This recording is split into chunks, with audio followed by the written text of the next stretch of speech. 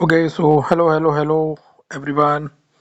तो अभी एक जैसे मैं अभी पढ़ रहा था तो एक टेक्निक मैं यूज़ करता हूँ दैट इज़ कॉल्ड कोई क्यू आर टेक्निक। ठीक है।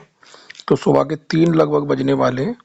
ठीक है। और मैं पढ़ रहा था तो अभी मैंने सोचा कि मैं आपको ये टेक्निक बता दूं क्योंकि मैं ये यूज़ करता हूँ टेक्निक क्यू आर टेक्निक। ठीक है। तो ये क्यू आर टेक्निक है जो मैं यूज़ करता हूँ जिससे आपका रैंक जो है वो मतलब मैं ये समझता हूँ कि 500 के अंदर आ जाना चाहिए अगर आपकी तैयारी अच्छी है तब। ठीक है। तो लास्ट के 2 वीक बचे हुए हैं, मतलब 12-13 दिन 10 दिन मान लो। ठीक है। 10 दिन अगर आपके पास बचे हुए हैं। ठीक है। 10-12 दिन बचे हैं तो लास्ट के 2 वीक है हमारे पास और उसमें हम क्यू आर टेक्निक यूज़ करेंगे। ठीक है। अगर आपकी तैयारी बहुत अच्छी है तो 100 के अंदर भी रैंक आ जाएगा और अगर तैयारी 6-7 सब्जेक्ट कर रखे, 7 सब्जेक्ट कर रखे तब भी आप 500 के अंदर रैंक बना लोगे श्योरली। इस बात की मैं श्योरिटी देता हूँ। बस आपको टेक्निक क्यू आर यूज़ करनी है। क्या टेक्निक है उस पर बात करता हूँ। ठीक है। क्यू आर का मतलब जो मेरे टर्म्स में है वो है क्विक रिवीजन। ठीक है। इसका बहुत सिंपल सा फॉर्म है, क्विक रिवीजन टेक्निक है। तो क्विक रिवीजन आपको करना है। कैसे आप करोगे क्विक रिवीजन? जैसे मैं करता हूँ, मैं क्या करता हूँ, जैसे अभी मान लेते हैं फॉर एग्जांपल कि मैंने कोई एक सब्जेक्ट लिया। ठीक है। अब वो सब्जेक्ट को मुझे रिवीजन करना है। ठीक है।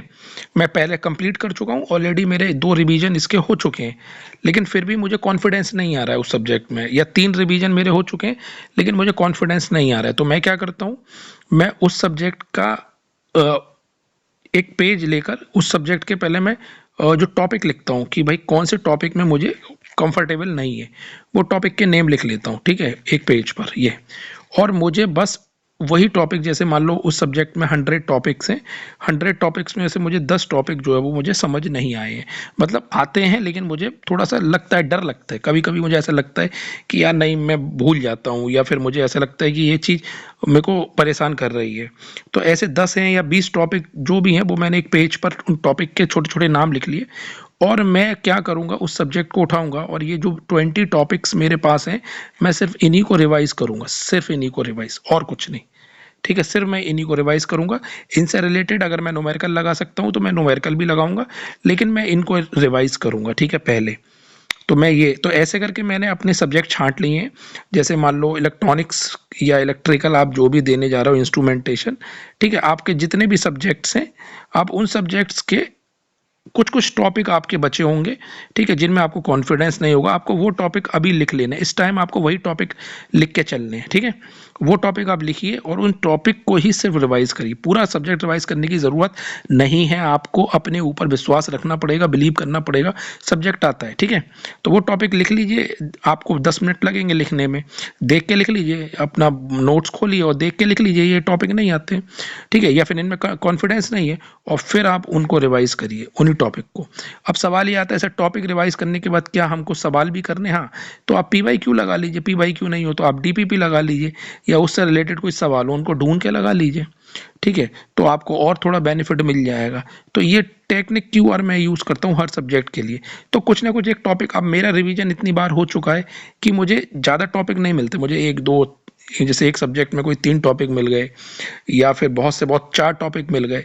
इससे ज़्यादा टॉपिक नहीं मिलते क्योंकि इतनी बार रिवीजन हो चुका है। तो हो सकता है जब आप पहली बार करेंगे तो हो सकता है आपके पास टॉपिक ज़्यादा हों। ठीक है। मान लो 100 टॉपिक है किसी सब्जेक्ट में और कोई बच्चा पहली बार क्यू आर टेक्निक लगा रहा है, तो वो हो सकता है 50 टॉपिक लिख दे अपने अलग से कि ये नहीं आते हैं। ठीक है। 50 टॉपिक में कॉन्फिडेंस नहीं आ रहा है तो फिर वो बोलेगा सर 50 टॉपिक में कॉन्फिडेंस नहीं आ रहा है, इसका मतलब तो पूरा सब्जेक्ट ही नहीं आ रहा है। बात तुम्हारी सही है, 50 टॉपिक अगर तुमने निकाल लिए हैं तो क्विक रिवीजन का कोई मतलब नहीं है तुम्हारे लिए, क्योंकि फिर तो तुम पूरा ही सब्जेक्ट बैठ के रिवाइज करो, इसका मतलब तुम्हारा रिवीजन पहले भी अच्छा नहीं हुआ है। क्विक रिवीजन उन बच्चों के लिए है जिनको, जैसे 100 टॉपिक में से मान लो 20 टॉपिक, मैक्सिमम 20 टॉपिक में दिक्कत आ रही है। अब 30-35 टॉपिक निकाल दोगे तो भाई सब्जेक्ट में कुछ बचेगा ही नहीं। मैक्सिमम 20 टॉपिक, जैसे मैं अब ट्राई करता हूँ तो मुझे 3-4 ही मिलते हैं हर सब्जेक्ट में। ठीक है। तो आप बार बार जब क्विक रिवीजन करोगे ना तो आपको ये टॉपिक रिड्यूस हो जाएंगे। तो क्विक रिवीजन से आपको फ़ायदा ये मिलेगा कि जिन टॉपिक में आपको कॉन्फिडेंस नहीं आ रहा है उन टॉपिक्स में कॉन्फिडेंस आने लगेगा। प्लस अगर कॉन्फिडेंस आप बनाए रखोगे तो आपका रैंक भी बनेगा। मैं गारंटी लेता हूँ कि 500 के अंदर रैंक आ जाएगी अगर आपकी तैयारी ठीक ठाक है। बहुत अच्छी तैयारी है तो 100 के अंदर चले जाओगे, कोई दिक्कत नहीं आएगी। ठीक है। यहीं पर लोग लैग करते हैं, आपको यहीं से जंप लेनी है।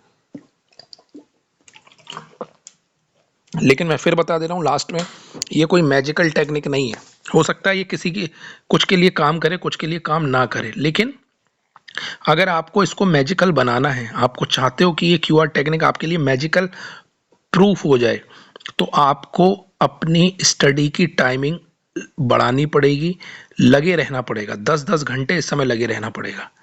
ठीक है, कोई एक्सक्यूज नहीं होना चाहिए, लगे रहो सब्जेक्ट को। मतलब इस समय 10 दिन, अगले 10 दिन आपको 10 से 12 घंटे की स्टडी निकालनी है। अगर आप सीरियस गेट एस्पिरेंट हो, आप चाहते हो कि आपका रैंक 500, 200 या 100 के अंदर आ जाए, तो इस समय ये टाइम है, इसको यूटिलाइज करो, कैश करो इस टाइम को। ठीक है, तो 10 से 12 घंटे, 15 घंटे अगर हो सकता है तो डालो उसमें, और पूरे दिन पढ़ो। ठीक है, 7-8-10 घंटे सो, उसके बाद जो भी टाइम मिल रहा है 12 घंटे, 10 घंटे पूरा स्टडी में डालो, तो कॉन्फिडेंस भी आपको आएगा, प्लस रिवीजन भी होगा। अब कई बच्चे कहेंगे कि सर मेरा टेस्ट सीरीज में नंबर नहीं आ रहा, क्या क्यूआर टेक्निक से टेस्ट सीरीज में नंबर आएगा? भाई कोई गारंटी नहीं है, क्यूआर टेक्निक से आप टेस्ट सीरीज में निकाल लो।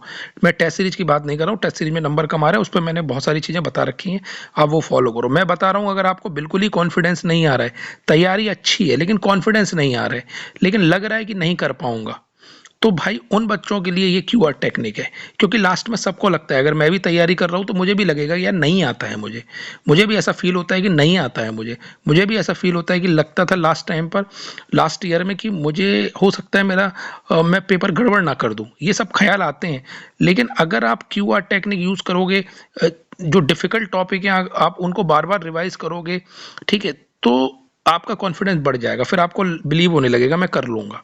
तो ये चीज़ें आपको ध्यान रखनी है। ठीक है, हो सकता है थोड़ा टाइम लगे, लेकिन आप 10-12 दिन में अगर ये टेक्निक यूज़ करेंगे ना, जो मैंने बताया, इस चीज़ को समझ के अगर चलेंगे, तो मैं बता रहा हूँ आपको, आपका रैंक कोई नहीं रोक पाएगा। रैंक तो आपका आएगा, साथ साथ आपको कॉन्फिडेंस भी आएगा और ईजिली आप अच्छा बना लोगे। ठीक है, तो शॉर्ट में मैंने बता दिया है, क्योंकि मैं अभी पढ़ ही रहा था, और ये टेक्निक मैं एक्चुअल में यूज़ करता हूँ, अपनी पर्सनल टेक्निक, इसलिए मैंने आपको बताया। ठीक है, अब करनी कैसे भाई, अपने नोट से ही करना है, रिवाइज नोट से ही करना है। मैं वीडियो वगैरह को रिकमेंड नहीं करता हूँ, मैं नोट से ही बोलता हूँ, नोट से करो आप। ठीक है, ये तो इस चीज़ का ध्यान रखना और इसको करना, और आपको अच्छा लगेगा। अभी मैं सोच रहा हूँ कि एक नेटवर्क थ्योरी का मैराथन मैं अरेंज कर दूँ आपके लिए। ठीक है, तो आप हमारा ग्रुप भी ज्वाइन कर लेना। ठीक है, ये हमारा नंबर है ग्रुप का, आप इसको ज्वाइन कर लीजिए, मैं उसमें पीडीएफ डालूंगा। ठीक है, हमारी टीम आपको जोड़ लेगी अगर आप इस नंबर पर रिक्वेस्ट भेजेंगे। और भाई आप लगे रहो, बस चुपचाप करते रहो तैयारी, लगे रहो, कुछ मत सोचो, 10 से 12 घंटे की स्टडी निकालो, छोटी छोटी चीज़ें मैं बताता रहूँगा जिससे आपका रैंक इंप्रूव होगा। ठीक है, तो डेफिनेटली क्यूआर टेक्निक लगाओगे तो आपका कॉन्फिडेंस बढ़ेगा। जिनका नहीं आ रहा है वो, और जिनका आ रहा है वो लोग अपना ज़्यादा एक्सपेरिमेंट ना करें। जिनको ऑलरेडी आ रहा है, अच्छा कॉन्फिडेंस है, जिनको डर नहीं लग रहा, जिनको लग रहा है मैं कर ले जाऊंगा, वो ज़्यादा बिल्कुल भी एक्सपेरिमेंट ना करें, वो अपनी टेक्निक पर फिक्स रहें। लेकिन जिन बच्चों को आने के बावजूद भी कॉन्फिडेंस नहीं आ रहा है, ठीक है, तो वो लोग क्यूआर टेक्निक यूज़ करें, और इसको आप अप्लाई करोगे, आपका कॉन्फिडेंस वापस आएगा, आपको चीज़ें समझ में आएंगी, और आप एग्जाम में आराम से लगा लोगे। फिर मैं रिवाइज कर रहा हूँ एक बात को, जो अपनी हर वीडियो में बोलता हूँ, वो ये है कि भाई 3 घंटे के पेपर में पैनिक मत होना। ठीक है, अभी से काम करो, पैनिक मत होना, अभी से काम करो इस पर। 3 घंटे में पैनिक मत हो जाना, पूरा पेपर बर्बाद कर दोगे तुम, अगर कितना भी तुम्हें आता हो। पैनिक मत होना, दिन में 10 बार अपने आप को बोलो कि पैनिक नहीं होऊंगा, पैनिक नहीं होऊंगा, उस पर काम करो, ये सब गड़बड़ कर देगी। मैं बता रहा हूँ, ये मेरा पर्सनल एक्सपीरियंस है, बाकी आपका मन है, आपको जैसा सही लगे। ठीक है, चैनल अपना ये सब्सक्राइब कर लो, शेयर करते रहो, बाकी और छोटी छोटी चीज़ें बताता रहूँगा, मैं आपके साथ हूँ। देखते हैं आगे क्या होता है, उम्मीद है कि सब बच्चे अच्छी रैंक निकालेंगे। ठीक है, bye bye and good luck to you.